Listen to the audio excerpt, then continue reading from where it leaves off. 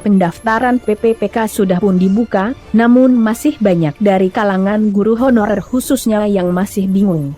Misalnya terkait daerah yang tidak memiliki formasi, apakah bisa mendaftar ke kabupaten lain? Atau misalnya apakah bisa guru honorer mendaftar di jenjang yang berbeda? Nah, untuk mengetahui itu pastikan memahami 10 poin penting terkait hal itu. Khusus untuk aturan dan kebijakan seleksi ASN PPPK guru tertuang dalam Permenpan RB nomor 28 tahun 2021. Berikut 10 poin penting yang mesti diketahui para honorer guru yang akan mengikuti seleksi pada Agustus mendatang, yang tertuang dalam Permenpan nomor 28 tahun 2021.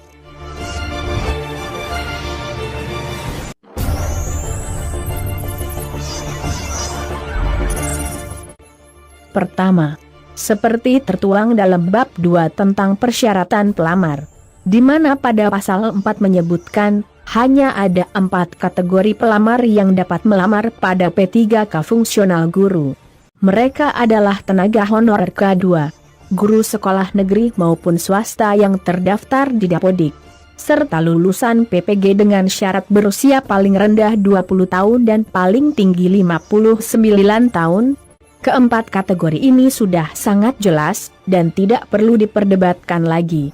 Poin penting kedua, seperti tertera pada pasal 5 ayat 1, di mana menjelaskan tentang pelamar yang berasal dari penyandang disabilitas, diwajibkan melampirkan surat keterangan yang menerangkan jenis dan derajat kedisabilitasannya.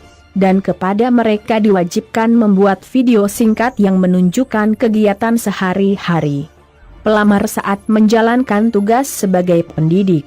Ini diperlukan untuk melihat sejauh mana afirmasi diberikan tepat sasaran.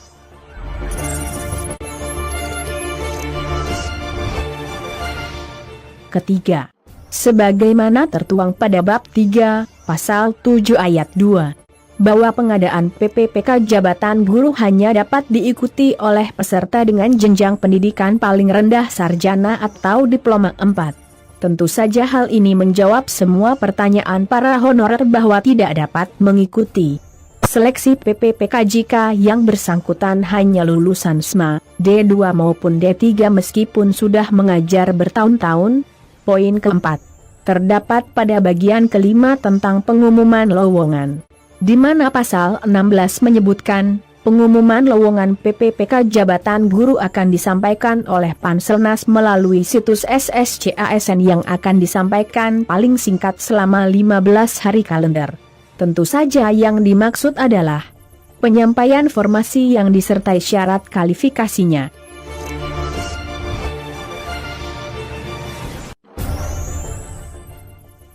Adapun poin penting kelima, terdapat pada bagian 6, pasal 17 ayat 3, bahwa seluruh pelamar diwajibkan membuat akun dan mengunggah berkas, di mana itu hanya dapat dilakukan sebanyak 1 kali, dan dilakukan di awal pembukaan seleksi PPPK guru. Hal ini menjelaskan bahwa seluruh peserta yang akan mengikuti seleksi baik K2, honorer negeri, guru swasta ataupun PPG wajib melakukan pendaftaran secara bersamaan saat pengumuman dan pendaftaran dibuka. Poin ke-6, terdapat pada bagian 6, pasal 17 ayat 3, bahwa pelamar dapat melamar hanya pada satu jenis ASN. Silakan memilih PNS saja atau P3K saja, serta hanya dapat melamar pada satu instansi atau satu formasi jabatan saja.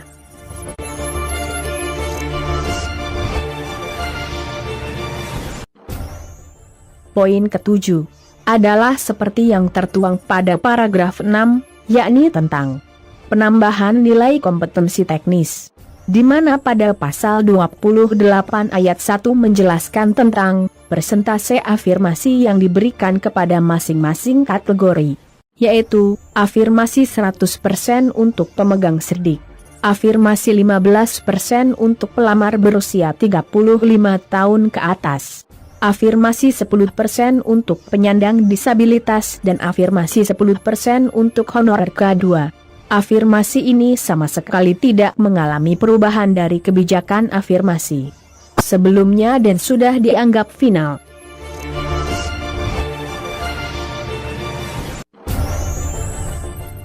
Poin ke-8. Seperti yang tertuang pada paragraf 7, yaitu tentang seleksi kompetensi tahap 1. Di mana pada pasal 29 Ayat 2, menjelaskan bahwa honorer K2 dan guru yang mengajar di sekolah negeri saja yang dapat mengikuti seleksi tahap pertama. Dengan ketentuan yang bersangkutan wajib melamar pada formasi yang tersedia di sekolah di mana ia mengajar. Dan tidak dibenarkan jabatan itu dilamar oleh guru yang berasal dari sekolah lain. Apabila formasi tidak tersedia, pelamar baru dapat melamar ke sekolah lain dengan catatan jika masih tersedia kebutuhannya. Ini menunjukkan bahwa jika formasinya sudah dipenuhi oleh pelamar yang ada di sekolah tersebut, maka informasi itu tidak boleh dilamar lagi oleh pelamar dari sekolah lain.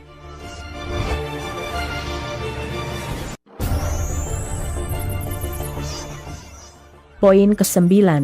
Tertera pada pasal 29, ayat 3. Di sana dijelaskan bahwa pelamar yang mengajar pada sekolah PAUD, TK, SD dan SMP dapat melamar di antara pilihan bentuk satuan pendidikan itu, di wilayah kabupaten kota tempat pelamar mengajar, pada mata pelajaran yang sesuai dengan serdik atau kualifikasi pendidikan pelamar. Hal ini menjelaskan bahwa para pelamar dapat melamar lintas jenjang, asalkan formasi dan jabatan yang dilamar masih senior. Demikian juga untuk pelamar yang mengajar di SMA dan SMK maupun SLB. Mereka dapat melamar lintas jenjang di wilayah provinsi tempat mereka mengajar, tentu jika mapelnya linear dengan ijazah yang dimiliki. Adapun poin ke-10, seperti tertera pada paragraf 8. Pada pasal 30 menjelaskan bahwa ketentuan kelulusan akhir akan didasarkan pada nilai kompetensi teknis yang paling tinggi. Jika nilainya masih sama, maka penentuan kelulusan akan didasarkan pada usia pelamar yang lebih tua.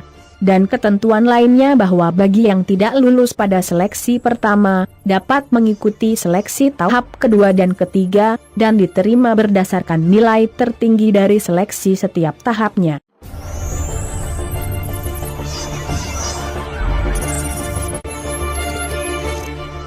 Demikian poin-poin penting yang setidaknya wajib diketahui para honorer yang tertuang dalam Permen PAN RB nomor 28 tahun 2021.